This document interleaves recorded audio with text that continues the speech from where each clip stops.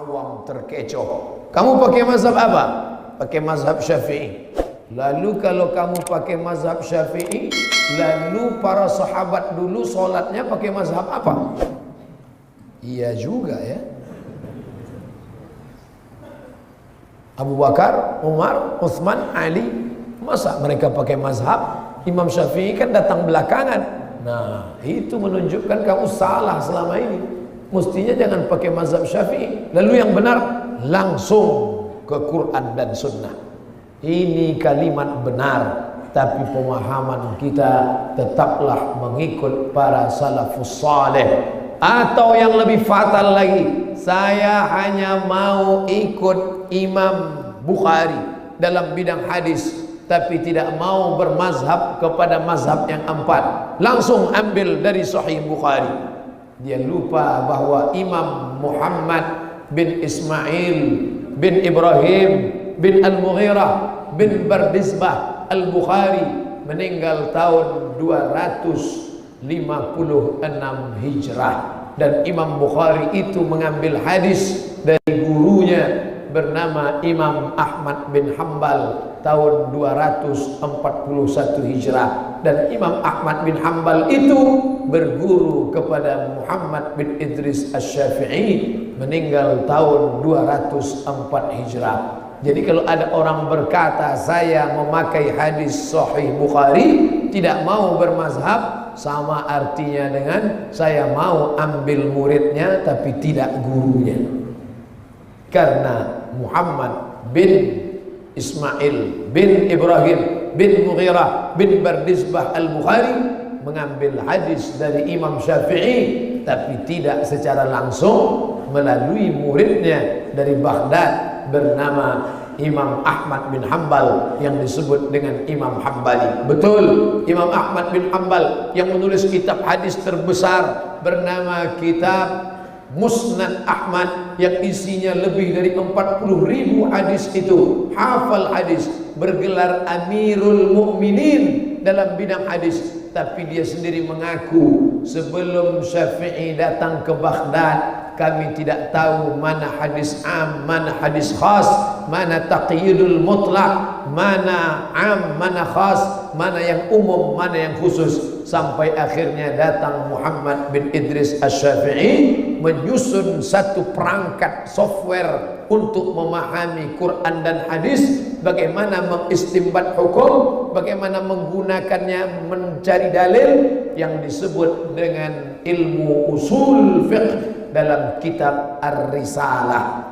Imam Syafi'i memanggil muridnya bernama Rabi' Al-Muradi. Rabi', ta'al. Imam Rabi', mari kemari. Tulis.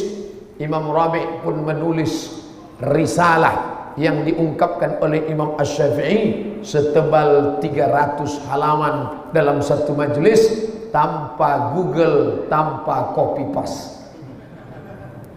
Hari ini kitab itu menjadi rujukan oleh para mahasiswa pasca sarjana di Universitas Al-Azhar. Kitab Ar-Risalah yang ditulis langsung oleh Rabi' Al-Muradi dari gurunya Muhammad bin Idris Asy-Syafi'i. Maka induk dari segala kitab usul fiqh yang dikaji orang zaman sekarang barulah dikembangkan oleh Imam Al-Ghazali dalam Al-Mustasfa, lalu disederhanakan oleh ulama modern semisal Dr. Abdul Karim Zaidan dalam Al-Wajiz fi usul fiqh, diterjemahkan oleh para ulama, dosen-dosen UIN. Kitab usul fikih sederhana, mudah dipahami oleh mahasiswa.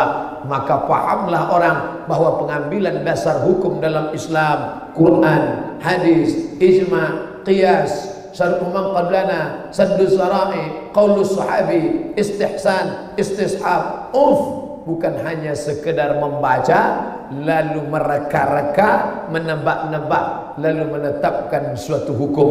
Lagi-lagi mereka belajar kepada para ulama. Setelah Imam Muhammad bin Idris Asy-Syafi'i khatam kepada ulama-ulama Makkah, di antaranya Imam Sufyan ibn Uyainah, lalu kemudian beliau pergi ke kota Al-Madinah Al-Munawwarah, menemui gubernur Madinah Kata Imam Syafi'i, wahai gubernur Madinah, tolong bawa aku ke rumah Imam Malik bin Anas, karena aku ingin belajar hadis kepada Malik bin Anas. Apa jawab gubernur Madinah? Hai Syafi'i, andai kau minta aku memindahkan bukit Uhud, maka lebih ringan daripada menghadap kepada Malik bin Anas. Begitulah aura, begitulah karisma, begitulah kemuliaan ulama pada saat itu. Lebih ringan memindahkan bukit Uhud daripada menghadap wajah haibah kewibawaan Imam Malik bin Anas. Kenapa demikian? Karena Malik bin Anas tidak pernah membawa proposal. Melihat wajahnya teringat Rasulullah sallallahu alaihi wasallam. Melihat wajahnya teringat hadis-hadis Rasulullah. Dialah Malik bin Anas yang duduk dalam satu majlis, merah wajahnya, tapi kajian hadis tetap dia lanjutkan, dia teruskan. Selesai pengajian ditutup, dia pun pingsan. Setelah tersadar, orang bertanya, hai Malik bin Anas, mengapa engkau tadi pingsan dalam kajianmu? Aku disengat kala jengking lebih dari sekian belas kali. Mengapa engkau tidak menghentikan kajianmu? Aku malu kepada Rasulullah sallallahu alaihi wasallam menghentikan kajian hanya karena sengatan kala jengking. Tapi jangan gara-gara ini nanti lalu ada yang ngetes. Kalau gitu Ustaz Somad kita tes dulu, jangan. Saya hanya pandai menyampaikannya saja. Mudah-mudahan dijauhkan Allah dari sengatan kala jengking. Kemuliaan, kehormatan itu datang bukan karena pakaian yang dibuat-buat, bukan karena ketundukan kepada makhluk, tapi karena ta'alluq, kedekatan hati kepada Rasulullah sallallahu alaihi wasallam. Karena dialah doa Adam diampunkan Allah subhanahu wa ta'ala. Doa Adam diabadikan dalam Al-Quran. Rabbana zalamna anfusana wa illam taghfir lana wa tarhamna. Tapi dalam hadis ada tambahan, Allahumma inni as'aluka bihaqqi Muhammad. Ya Allah, aku memohon kepada engkau, ampunkan dosaku berkat kemuliaan Muhammad. Itu doa Adam kepada Allah. Orang yang mendengar ini Ustaz Abdul Somad nampaknya error di depan para ulama. Masa Nabi Adam mohon kepada Allah menyebut nama Nabi Muhammad? Memangnya urutan Nabi Muhammad dulu baru Adam? Kan Adam dulu baru Nabi Muhammad sallallahu alaihi wasallam. Allah bertanya kepada Adam. Allah bertanya bukan karena Allah tidak tahu. Allah Maha tahu. Allah mau kasih tahu pada siapa yang tidak tahu. Allah bertanya, ya Adam, kenapa kau sebut nama Muhammad? Apakah engkau tahu dia siapa? Kata Adam, aku tidak tahu siapa dia. Tapi ketika engkau ciptakan aku, lamma khalaqtani, ketika ciptakan aku, fanafakhta fihi ruhi, lalu kau tiupkan ruh ke dalam jasadku, rafa'tu ra'si, ku angkat kepalaku, aku lihat di tiang aras ada tertulis nama bersanding dengan namamu, Muhammad sallallahu alaihi wasallam. Aku tidak tahu dia siapa, makhluk apa, tapi aku yakin kedudukannya pasti mulia, karena kalau tidak mungkin namanya bersanding dengan namamu ya Allah. Maka aku memohon kepada engkau, bertawassul dengan namanya, Allahumma inni as'aluka bihaqqi Muhammad antaghfirali. Aku memohon kepada engkau berkat kemuliaan Muhammad, ampunkan silap, salah dan dosaku. Sebelum dia wujud, bertawassul kepadanya. Sebelum dia ada di alam nyata, bertawassul menyebut namanya. Maka apalagi setelah dia pernah ada, lalu kemudian dicabut Allah nyawanya dan dipindahkan ke alam barzakh, maka bertawassul kepadanya tak pernah putus sampai hari kiamat. Itulah mengapa dalam kunut subuh tadi pun tetap bertawassul menyebut namanya. Selama ini menyebut namanya di awal, alhamdulillahi rabbil alamin wassalatu wassalam. Tapi dalam kunut namanya tidak disebut di awal, disebut di akhir. Fa innaka taqdi wa la yuqda 'alaik wa innahu la yadhillu man walait wa la ya'zu man adait tabarakta rabbana wa ta'ala. wa sallallahu ala sayyidina Muhammadin nabiyil ummi wa ala alihi wa sahbihi wa baraka wa sallam. Tidak sampai doa kalau tidak menyebut nama Muhammad sallallahu alaihi wasallam. Kemuliaan Malik bin Anas karena dia menghafal hadis-hadis Rasulullah sallallahu alaihi wasallam. Kemuliaan hibah wibawa Malik bin Anas karena dia menjaga sunnah-sunnah Rasulullah sallallahu alaihi wasallam. Kau jaga sunnah nabiku, kau dekatkan dirimu dengan nabiku, maka kumuliakan engkau wahai Malik bin Anas. Sampai-sampai gubernur Madinah pun tidak sanggup menghadap engkau. Tapi karena ini permintaan dari seorang bernama Muhammad bin Idris Asy-Syafi'i, maka gubernur Madinah mau menemani Imam Syafi'i menghadap rumah Malik bin Anas. Sampai ke rumah Imam Malik, assalamualaikum, waalaikumsalam, temukan kami dengan Malik. Maka pembantu Malik pun masuk ke dalam rumah. Wahai Imam Malik, ya, itu ada tamu di luar. Siapa namanya? Namanya Muhammad bin Idris Asy-Syafi'i dari Makkah, ingin berjumpa. Kata Imam Malik bin Anas, sampaikan kepada dia, baca dulu kitabku Muwatta. Nanti kalau dia sudah baca, maka baru dia belajar, supaya omonganku faham dan nyambung dengan kaji yang akan kujelaskan. Lalu pembantu itu keluar. Itulah kitab yang ditulis oleh Imam Malik. Apa kata Imam Malik? Watta'tu kitabi hadza ala 70 min fuqaha'il Madinah. Aku bacakan kitabku ini kepada 70 ulama faqih ahli Madinah. Kulluhum wata'uni fasammaituhu muwatta'a. Semuanya setuju bahwa kitab ini kitab sahih, maka aku namakan kitab ini Muwatta, kitab yang disetujui oleh para ulama. Begitu mereka dulu menulis kitab, dibacakan. Aradtu, aku presentasikan kitabi hadza, kitabku ini ala 70 min fuqaha'il Madinah. Ku bacakan kitabku ini kepada 70 ahli fikih Madinah. Semuanya menyetujui isinya. Barulah aku namakan dia kitab Muwatta, disetujui oleh para ulama. Suruh tamu itu membaca kitab ini. Kalau dia sudah baca, baru dia belajar kepada aku. Maka pembantu Imam Malik pun keluar. Hai Syafi'i, datang sekali lagi setelah baca Muwatta. Apa kata Imam Syafi'i? Sampaikan kepada Malik, Muwatta itu sudah di sini semuanya. Begitulah mereka para ulama menemui. Hari ini datang anak-anak umat Islam, bukan mau mengambil barokah, bukan mau belajar kitab, hanya mau selfie saja.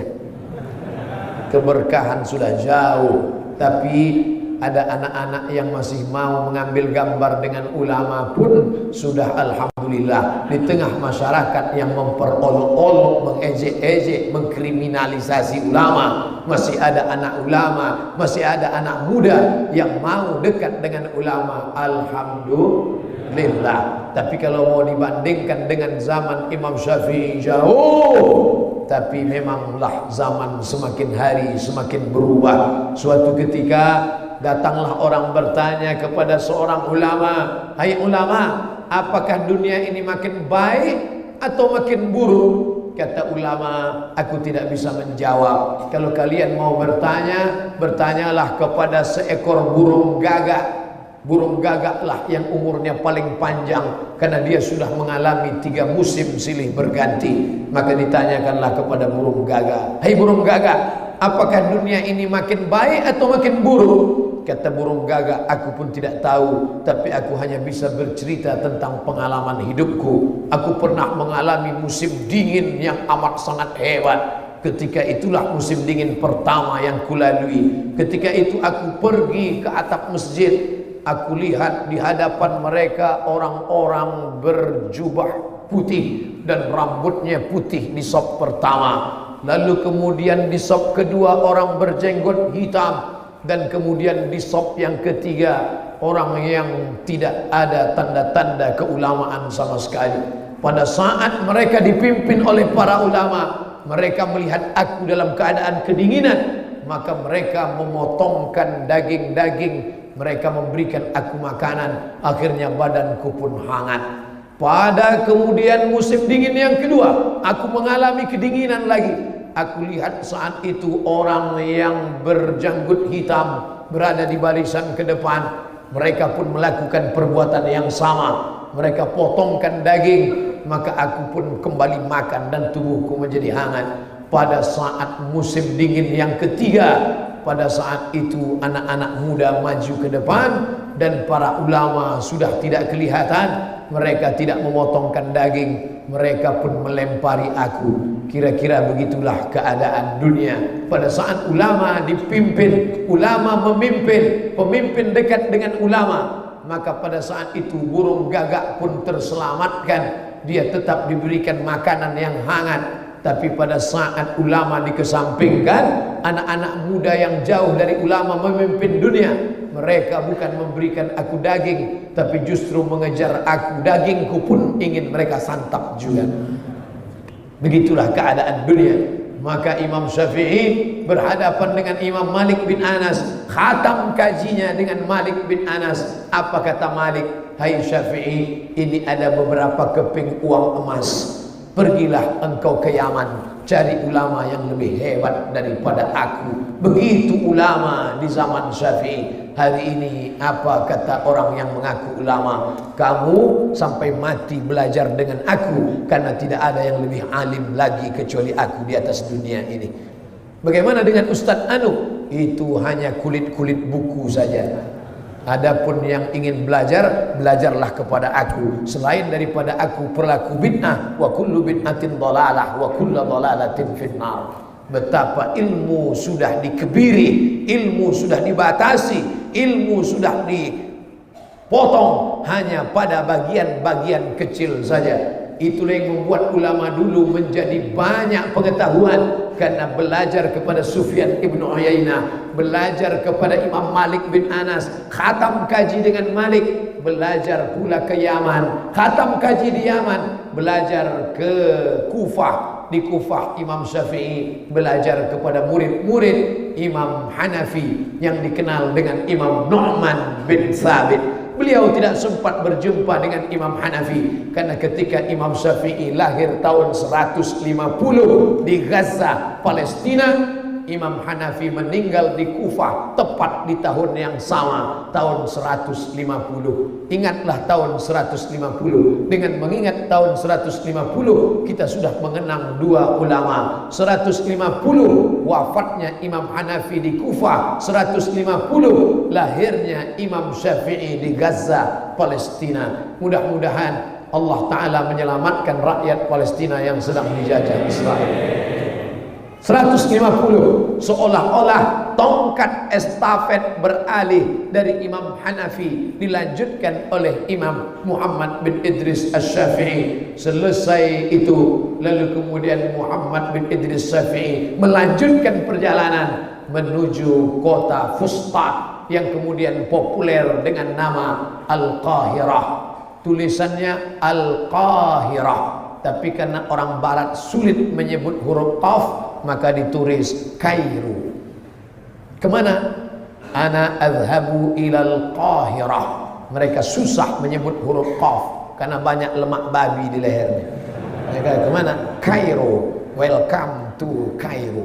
Lalu kemudian Imam Muhammad bin Idris Asy-Syafi'i sampai ke Mesir tahun 200. 4 tahun di sana belajar lagi, tidak pernah mengenal lelah.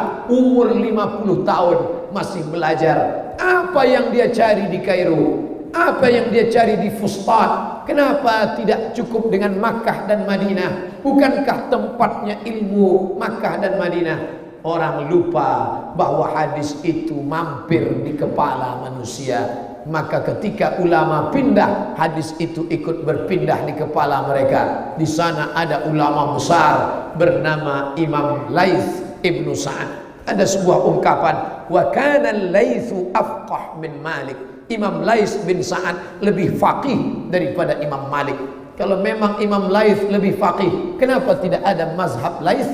Yang ada mazhab Hanafi, mazhab Maliki, mazhab Syafi'i, mazhab Hambali.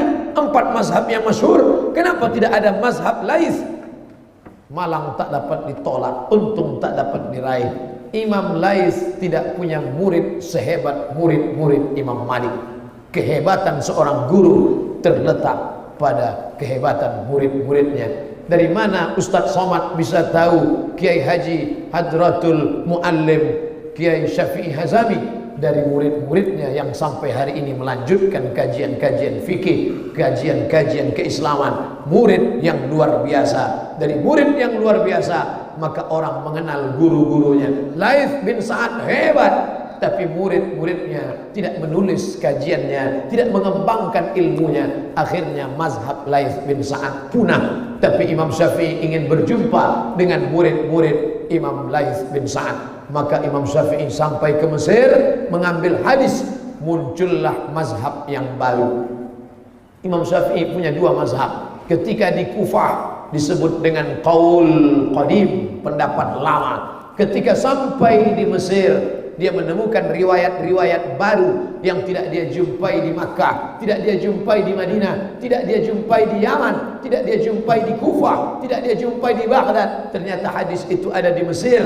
Maka berubah pendapatnya. Itulah mazhab yang baru disebut dengan qaul jadid. Begitu pendapat para ulama, berubah pendapatnya karena menemukan dalil-dalil yang baru. Belajar dari Muhammad bin Idris Asy-Syafi'i, akhirnya beliau menghembuskan nafas terakhir. Sampai hari ini masjid yang besar disebut dengan Masjid Al-Imam Asy-Syafi'i. Di dalam masjid pada bagian samping ada makam yang di sampingnya dipagar dengan kayu jati yang luar biasa. Di Jazirah Arab yang susah mendapatkan kayu, tapi makamnya justru dipagar dengan kayu jati, hadiah dari Salahuddin Al-Ayyubi yang membebaskan Palestina dari tangan-tangan jahat Israel, dari tangan-tangan jahat kaum salibis. Dia adalah seorang ulama Ahlus Sunnah wal Jamaah berakidah Asy'ari,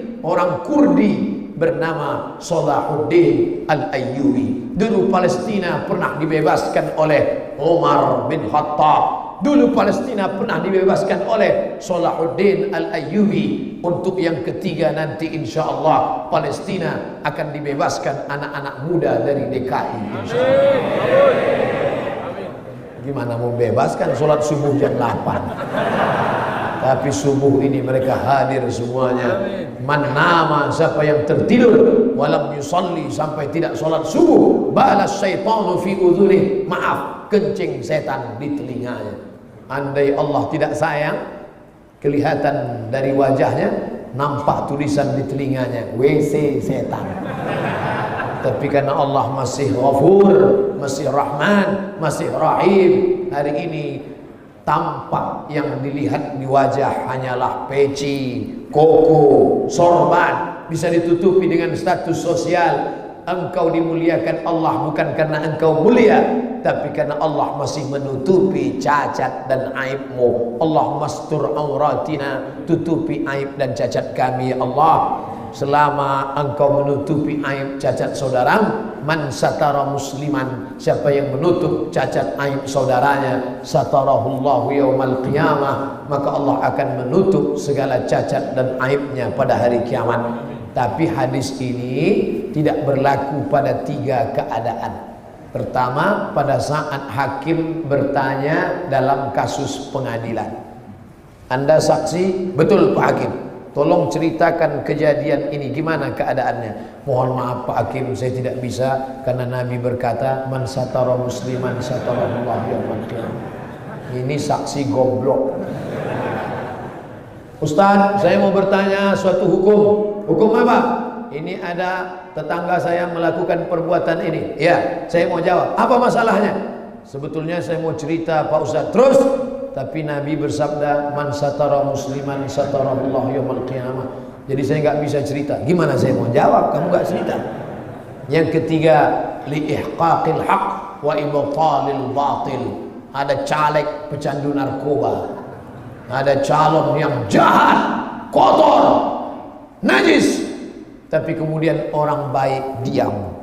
Aku tidak khawatir dengan orang baik dan jahat. Yang aku khawatirkan adalah orang baik diam, sehingga orang yang batil menyangka dirinya betul. Batil, betul, betul, batil. Saking banyaknya yang batil, orang yang betul diam, maka orang batil menyangka dirinya betul. Betul? Mulai bingung kan? Saudara yang dimuliakan Allah SWT, alhamdulillah hari ini masih banyak para habaib, masih banyak para ulama yang berani mengatakan yang betul itu betul dan yang batil itu batil. Makanya doa kita diajarkan ulama, Allahumma arinal haqqa haqqa warzuqna ittiba'ah wa arinal batila batila warzuqna ijtinabah. Karena begitu banyak kebatilan memakai baju kebetulan, akhirnya dia pun menjadi betul. Nah, kemana ini kajinya? Tadi dari ulama bisa membelok dia ke sana. Saudara yang dimuliakan Allah Subhanahu wa taala, meninggal Imam Muhammad bin Idris Asy-Syafi'i tahun 204 Hijrah. Putuskah ilmu? Tidak. Ternyata 400 tahun setelah itu lahir ulama besar bernama Al-Imam An-Nawawi, bukan di Mesir tapi di Damaskus, Suriah, meninggal tahun 676 Hijrah. 204 Syafi'i, 676 Nawawi. Bangkit lagi mazhab Syafi'i karena ulama ini sampai-sampai tidak menikah. Ditulis oleh Syekh Abdul Fattah Abu Ghuddah dalam kitabnya Al-Ulama Al-Uzzab Alladzina atharul ilma ala zawaj. Ulama-ulama yang tidak menikah karena lebih mementingkan ilmu daripada pernikahan. Di antaranya Imam Nawawi. Al-Ulama Al-Uzzab, ulama yang melajang karena mementingkan ilmu. Tiba-tiba datang seorang mahasiswa, Ustaz, saya terinspirasi dengan yang Ustaz sebut, maka saya pun ingin menuntut ilmu dan tidak menikah. Zaman Imam Nawawi dia tidak menikah karena di zaman dia perempuan itu yang kelihatan cuma matanya, yang lain tertutup. Di zamanmu perempuan sekarang matanya tertutup, yang lain terbuka. Jadi kau tidak bisa mengikut Imam Nawawi. Zaman Imam Nawawi tidak ada yang namanya www.youtube.com. Jadi sekarang kamu tetap ngaji sama kiai-kiai, ngaji sama tuan-tuan guru, sama habaib, dan engkau menikah. Man istata'a minkumul ba'ah, siapa di antara kalian yang sudah mampu sanggup menikah, falyatazawwaj fa innahu aghaddu lil basar, menundukkan pandangan, wa ahsanu lil farj, menjaga kemaluan. Faman lam yastati', siapa yang tidak sanggup, belum ada modal, fa'alaihi bisawm, banyak-banyak puasa sunat, puasa ayyamul bait 3 hari dalam sebulan. Tetap ada nafsu Pak Ustaz, puasa Senin Kemis 8 hari, tetap juga masih ada Pak Ustaz. Puasa Nabi Daud, sehari puasa sehari makan, tetap masih ada Pak Ustaz. Puasa tiap hari, puasanya Aisyah radhiyallahu anha, setelah Nabi meninggal Sayyidatuna Aisyah puasa setiap hari, tetap juga masih ada Pak Ustaz. Nggak mungkin harus sudah puasa setiap hari. Adik-adik mahasiswa, bagus kalian banyak-banyak puasa sunat. Nafsu ada, tenaga nggak ada. Nanti datang teman, bro, ada cewek cantik, oh, udah nggak kelihatan. Uang jajan bisa ditahan, hawa nafsu bisa dikendalikan. Begitulah para ulama dulu, bangkit semangatnya. Bagaimana Imam Nawawi membangkitkan mazhab Syafi'i? Imam Nawawi pernah mengaku dalam tarajim biografinya bahwa Imam Nawawi tidurnya di atas meja ketika mengantuk berat sambil menulis dan keningnya jatuh ke atas meja. Begitu dia terbangun, lanjut lagi menulis. Berapa lama? Selama 2 tahun aku tidak pernah menempelkan tulang belakangku ke atas kasur. Begitulah Imam Nawawi. Jadi maka jangan heran ketika dihitung kitab Imam Nawawi, Rawdatut Talibin, Al-Majmu' Syarah Muhadzab. Kamu belajar kitab hadis, ya. Kitab apa? Al-Minhaj Syarah Sahih Muslim Ibn Al-Hajjaj, Muslim Ibn Al-Hajjaj Al-Qushairi An-Naisaburi, murid dari Imam Al-Bukhari, menulis kitab hadis. Maka selalu disebut Bukhari Muslim. Kalau nggak paham hadis Sahih Bukhari, jangan baca terjemahnya, baca syarahnya. Apa nama syarahnya? Fathul Bari, syarah Sahih Al-Bukhari, ditulis oleh imam bermazhab Syafi'i bernama Ibnu Hajar Al-Asqalani, ditulis lagi oleh Imam Al-Qastullahi, ditulis lagi oleh Imam Badruddin Al-Aini. 3 syarah masyhur di samping syarah yang lain. Tapi untuk Sahih Muslim, nggak paham Sahih Muslim, ditulis oleh Imam Nawawi berjudul Al-Minhaj Syarah Sahih Muslim Ibn Al-Hajjaj. Kamu tadi baca apa? Kitab hadis. Siapa yang nulis? Imam Nawawi. Apa nama kitabnya? Riyadhus Shalihin. Kamu tadi baca doa. Iya, apa kitabnya? Al-Adhkar, kumpulan zikir-zikir. Siapa yang menulis? Imam An-Nawawi. Kamu tadi ngapal hadis, ya, hadis apa? 40 hadis untuk anak-anak pemula. Siapa yang nyusun? Imam Nawawi. Al-Arba'un An-Nawawiyah, 40 hadis pilihan Imam Nawawi. Ditulis kitab-kitab. Ketika dihitung karya Imam Nawawi tidak masuk akal.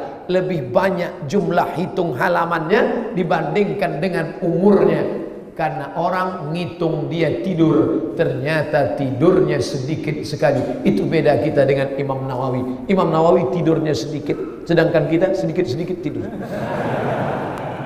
Ini Ustadznya Somad nyindir siapa? Nyindir diri saya sendiri. Saya tadi antara iqamat dan azan pun masih sempat tidur. Saudaraku yang dimuliakan Allah Subhanahu wa ta'ala, ternyata begitu tidurnya para ulama. Sampai pernah ketika suatu musim haji, di tempat yang sama, di musim yang sama, di kamar yang sama, 3 ulama besar melaksanakan haji. Yang pertama Imam Yahya Ibnu Ma'in, ahli hadis. Yang kedua Imam Ahmad bin Hanbal, ahli zuhud, ahli ibadah, juga ahli hadis. Yang ketiga Imam Muhammad bin Idris Syafi'i, ahli fikih, juga ahli hadis. Ketika mereka sama-sama berangkat haji di tempat yang sama, selesai sholat isya di Masjidil Haram, mereka pulang ke kamar untuk istirahat tidur, persiapan tenaga supaya besok bisa beribadah lagi. Dan pada malam itu Imam Ahmad bin Hanbal tegak, ruku, sujud, tegak, ruku, sujud, tegak, ruku, sujud, sampai azan subuh berkumandang. Mereka sholat subuh. Selesai sholat subuh, Imam Syafi'i bertanya, Ahmad, ya, tadi malam aku lihat engkau tegak, ruku, sujud sampai azan subuh. Apa yang kau lakukan? Kata Imam Ahmad bin Hanbal, khatimtul Qur'ana, aku khatamkan Al-Quran 30 juz dalam tahajudku tadi malam, wahai Syafi'i. Kemudian Imam Syafi'i bertanya kepada Yahya Ibnu Ma'in, ya, tadi malam aku lihat engkau miring ke kiri, miring ke kanan, sampai subuh engkau tidak tidur, gelisah sekali. Apa yang kau pikirkan, Yahya? Kata Imam Yahya bin Ma'in, aku sedang menseleksi hadis sahih, hadis dhaif, hadis palsu, hadis sahih, hadis dhaif, hadis palsu. Akhirnya tadi malam aku dapat menyeleksi 200 hadis tanpa laptop Core to Do. Mereka balik bertanya, Syafi'i, engkau bisa melihat kami, berarti engkau juga tidak tidur. Apa yang kau lakukan? Kata Syafi'i, tadi malam aku mengistimbat hukum dari Quran dan Sunnah, Quran, hadis, ijma', qiyas, dan aku berhasil mengeluarkan hukum halal haram sebanyak 200 ijtihad hukum. Andai kita orang yang keempat di kamar itu, kira-kira apa yang akan kita jawabkan kepada mereka? Waktu kita banyak terbuang oleh Twitter, BBM, WhatsApp, Instagram, Telegram, miligram, kilogram.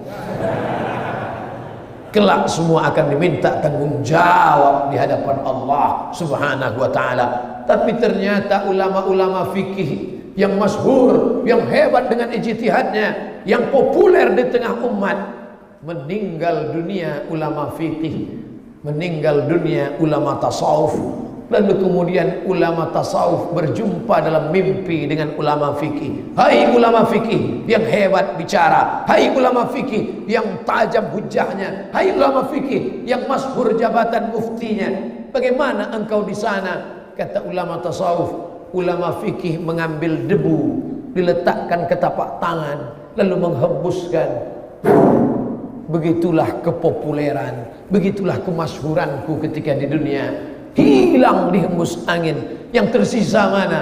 Yang tersisa hanya 2 rakaat tahajud di tengah malam. Yang tersisa mana? Yang tersisa hanya keikhlasan. Lain daripada keikhlasan berterbangan seperti debu yang dihembuskan angin. Kam min masyhurin fil ardi walam yakun ma'rufan fis sama. Berapa banyak orang yang masyhur, populer di dunia, tapi malaikat tak pernah mengenalnya.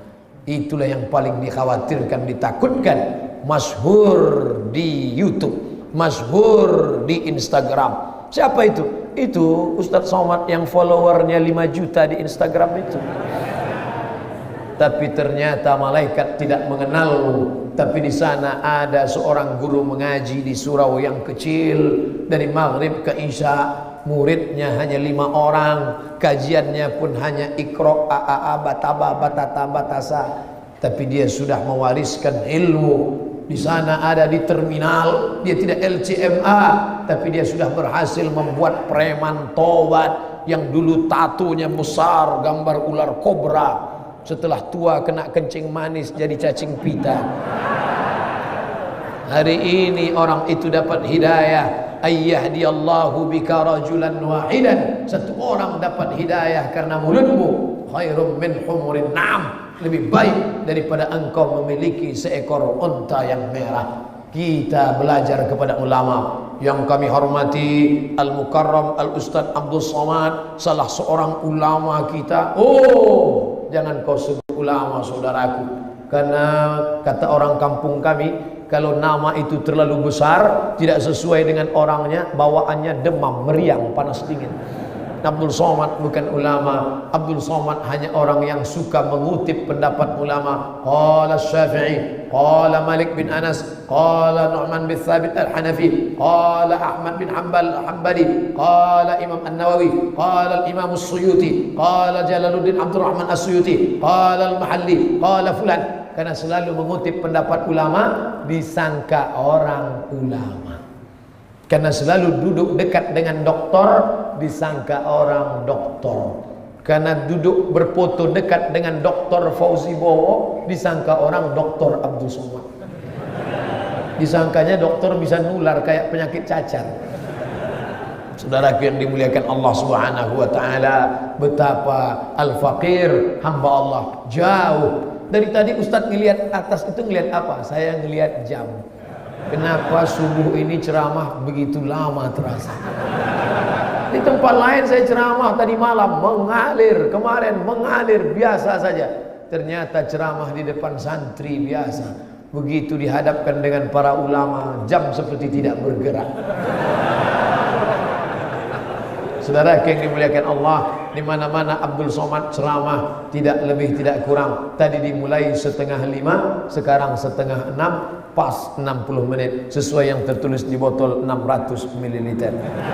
Tapi ternyata panitia ini agak nakal sedikit. Dia kasih susu sebagai tambahan. Inilah susu yang aneh. Isinya susu kambing, mereknya beruang, iklannya ular naga.